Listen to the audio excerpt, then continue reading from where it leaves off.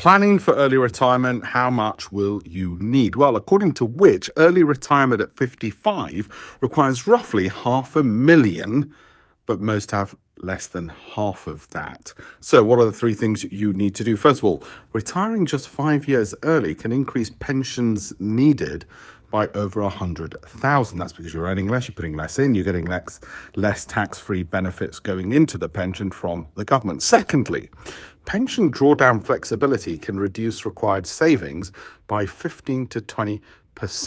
This is because people see the drawdowns are available and they take the cash out. That's then not compounding at a tax-free growth rate within the pension. Thirdly, optimizing investment returns by just 1 to 2% annually can mean retiring 3 to 5 years earlier across your lifetime.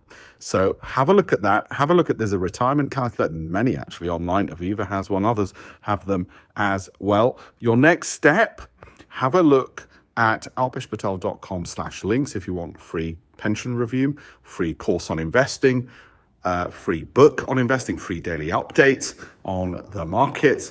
Have a look at all of those on alpeshpatel.com/links. Thank you.